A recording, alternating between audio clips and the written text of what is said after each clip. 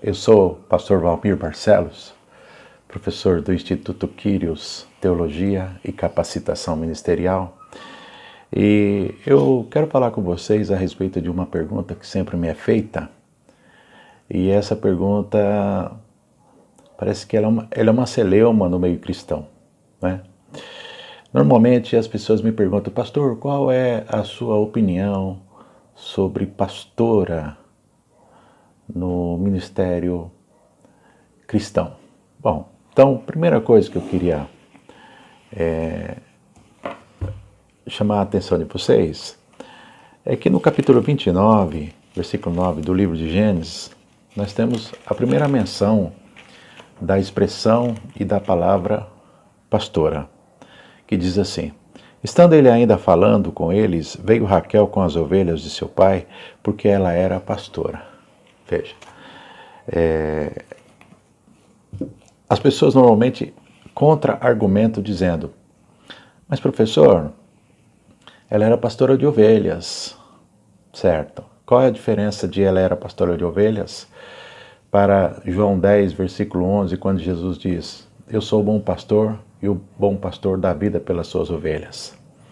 Então, na mesma categoria que ela era pastora de ovelhas, Jesus se apresenta em João capítulo 10 como o bom pastor, como o pastor de ovelhas. A primeira menção da palavra pastora, ela não é uma menção clandestinizada, né? Clandestina, mas ela é uma menção para que deixe bem claro que, diferente do que muitas pessoas pensam, pastora no ministério cristão, principalmente no que diz respeito às igrejas pentecostais, ela tem sido uma prática em nossos dias. O que acontece comumente é que muitos ministérios não admitem, não ordenam, não consagram e não ungem a mulher ao pastorado feminino, mas distribui, dá-lhes competências e atividades equivalentes ao ministério pastoral feminino. E a única diferença é que eles denominam-a de missionária. Veja, precisamos entender então que, o que diz respeito ao cristianismo, nós temos que nos despir do preconceito. Todos nós sabemos que o Antigo Testamento, ele trata sobre uma religião judaica. E o Novo Testamento, ele foca veementemente a religião cristã. Bom, então nós precisamos entender que quando se trata de aceitar a Jesus, se converter e ser salvos pela graça, por intermédio do sacrifício da cruz de Cristo no Calvário, dando a sua vida por nós, ele despedaçou muitos preconceitos que haviam no judaísmo, de forma que nós, cristãos, não estamos mais presos ao ponto de vista judaico. Então, mais uma vez, eu chamo a sua atenção para a leitura na Palavra de Deus, que se encontra em Gálatas, capítulo 3, 28, quando o apóstolo Paulo diz assim: nisto não há judeu nem grego, não há servo nem livre, não há macho nem fêmea, porque todos vós sois um em Cristo.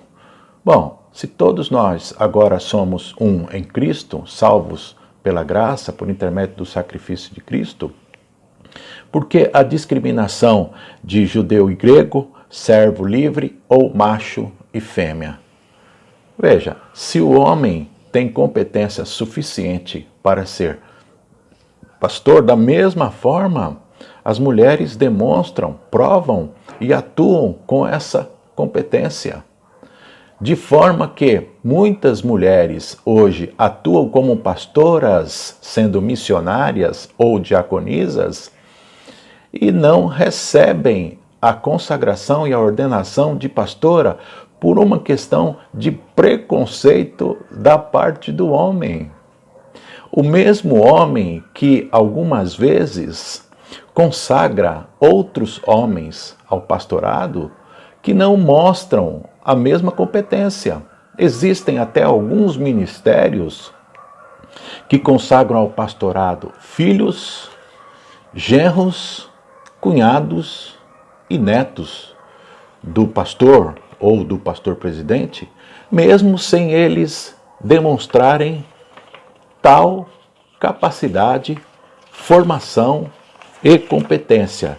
Pergunto eu, sem criar nenhuma suspeita, seria preferência ou seria transferência de patrimônio ou nepotismo? Por que mulheres com tamanha competência não podem ser ordenadas, consagradas e ungidas ao pastorado? E homens com muito menos competência podem ser, mesmo sem ter sido vocacionados por Deus para tal sacerdócio? Da mesma forma, eu convido os irmãos para a gente ler a palavra de Deus que se encontra lá em 1ª Epístola de Pedro, no capítulo 2, versículo 9, quando o apóstolo Pedro, também chamado de Pedro o Indouto, ele traz uma palavra da parte de Deus, e essa palavra nos traz tamanha reflexão de que foi despedaçado o preconceito, quando ele diz assim, capítulo 2, versículo 9, mas vós sois a geração eleita, o sacerdócio real, a nação santa, o povo adquirido, para que anuncieis as virtudes daquele que vos chamou das trevas para a sua maravilhosa luz. Então, que erro há uma mulher com competência, habilidades, dons e vocação atuar no pastorado, desde que a mesma seja consagrada, ordenada e ungida ao pastorado? Na maioria das vezes, um preconceito machista.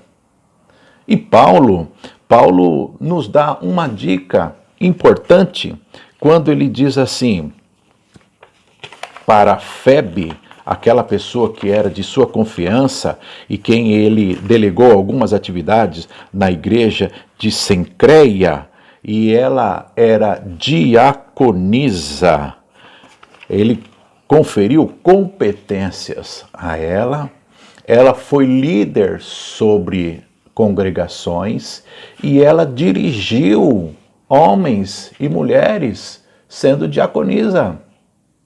Da mesma forma, por que não hoje as mulheres poderiam ser consagradas a este ministério pastoral, sendo mulheres que se entregam à obra de Deus, resignadas, são mulheres de oração, de fervor, busca do Espírito Santo, cheia de dons, vocacionadas, competentes e algumas até formadas, com formações psicológicas, formação teológica, formações pedagógicas e psicopedagógicas. Nós precisamos entender que a atividade pastoral é, antes de tudo, um dom. E que quando o homem limita determinadas pessoas a determinadas ações, ele pode estar determinando o crescimento do reino. E o reino não é dele. Imagino eu. Se o reino não é dele, o império não é dele, e se é o conglomerado que está sendo tratado, preparado, ensinado, orientado para ir morar no céu não é dele, porque ele, de forma preconceituosa, tolir o crescimento, consagrando mulheres ao pastorado. O que nós precisamos entender é que o argumento usado por Pedro para justificar a inclusão dos gentios na igreja foi o dom do Espírito Santo que lhes fora concedido. Da mesma maneira como aos judeus, como os apóstolos poderiam impedir essa inclusão? Os apóstolos não impediram a inclusão do dom do Espírito Santo para gregos ou para judeus.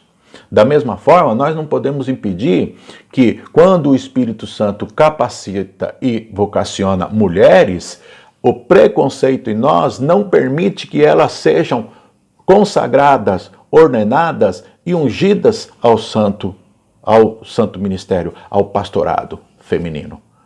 O interessante é notar que as mulheres podem fazer de tudo na igreja. Elas podem dirigir, elas podem ensinar crianças, podem ser conselheiras de mulheres, de casais, de jovens, de adolescentes. Elas podem entrar na comunidade carente, realizar culto de libertação, elas podem fazer campanha, elas podem ser intercessoras, as mulheres líderes podem ensinar as demais mulheres lideradas por ela, mas quando se trata de ungí-las ao pastorado não pode, é antibíblico. Não é antibíblico. Nós temos um exemplo em Gênesis, Raquel era pastora. Nós temos um exemplo em Sencreia, a diaconisa competente chamada Febe. E nós temos exemplo de que Jesus confiou a mulheres alguns ofícios que ele não confiou a homem.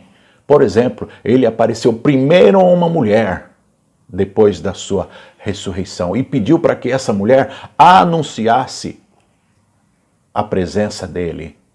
Dessa forma, nós precisamos, meus queridos irmãos, nos desprover, nos despir do preconceito e dar a César o que é de César, a Deus o que é de Deus, deixar as mulheres que Deus tem levantado, capacitado, santificado, ordenado, preparada e vocacionada para realizar o pastorado feminino. O que nós precisamos mexer aqui dentro e nos despir do preconceito. Assim, mulheres mais competentes que homens. Assim, mulheres que não temem o frio, a dor do fluxo mensal, a dor do parto, a distância, andar a pé, entrar em comunidades arriscando a sua vida para fazer coisas que homens às vezes não têm coragem, não têm tempo, não têm disposição para fazer. Então, quando se trata de reino, nós, homens, não podemos impedir o avanço do crescimento do reino, porque existe um machismo aqui dentro em não reconhecer a capacidade que o Senhor Deus as concedeu. Dessa forma, eu encerro aqui as minhas palavras, agradecendo a sua atenção e dizendo, mais assuntos como esse, nós traremos a nossa opinião embasada na palavra de Deus. Deus em Cristo vos abençoe. Em nome de Jesus.